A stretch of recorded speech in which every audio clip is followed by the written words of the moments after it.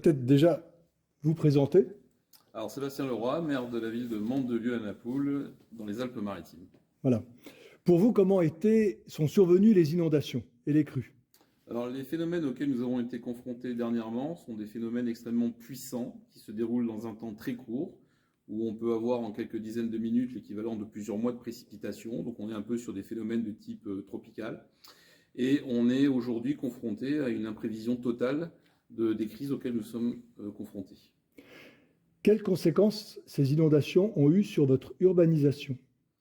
Alors en fait aujourd'hui, ces dernières intempéries nous ont forcé à revoir totalement la stratégie d'aménagement de nos territoires.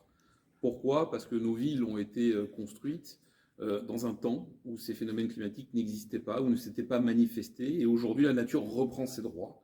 Et très clairement, aucune œuvre humaine ne pourra l'empêcher de le faire.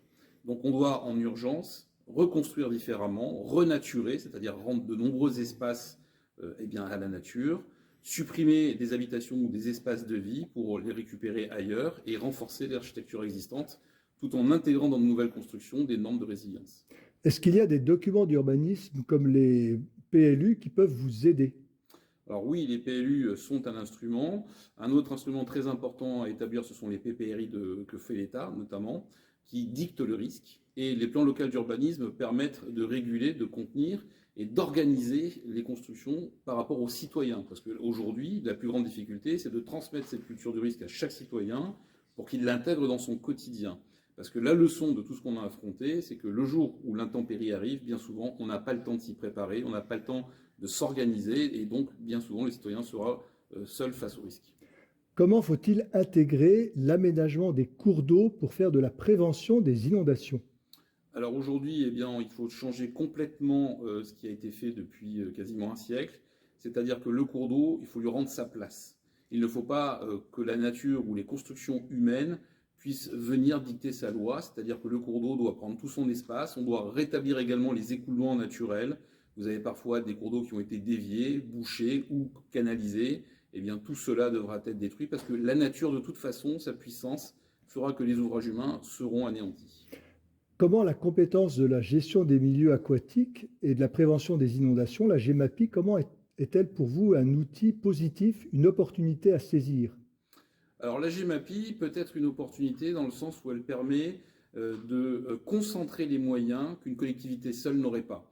C'est-à-dire que par exemple sur ma commune, de nombreux ouvrages, que ce soit de l'entretien des cours d'eau à l'entretien des terrains ou à la construction de grands ouvrages, nécessitent des compétences techniques, des spécialités qu'une ville seule n'a pas. La compétence GEMAPI permet d'organiser cela à l'échelle d'un bassin, et c'est ça qu'il faut faire.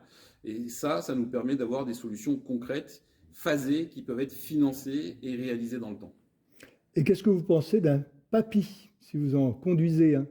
Alors les papilles sont aussi des instruments qui peuvent être très utiles. Pourquoi? Parce que là encore, ils permettent une approche globale, ils listent des actions à mener et surtout, ils permettent de trouver des financements.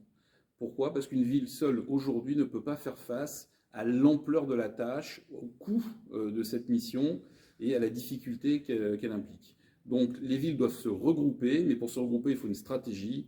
Les papilles et la compétence GEMAPI sont aujourd'hui en France les seuls outils qui permettent d'y arriver de manière efficace.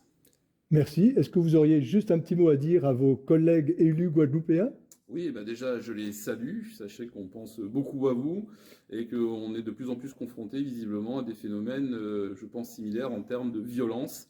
Donc, naturellement, vous pouvez compter sur nous et n'hésitez pas, s'il y a quoi que ce soit, on sera là pour vous accompagner. Et votre groupe de travail à l'AMF intègre bien sûr l'outre-mer. Évidemment, le groupe de travail que nous avons fait à l'AMF avec Éric Ménassi, ça concerne l'ensemble du risque, quel qu'il soit, de sa gestion à sa connaissance et, on va dire après, aux moyens, aux solutions qui peuvent être apportées pour le réduire et protéger le citoyen dans sa vie et dans ses biens. Merci beaucoup. Merci à vous.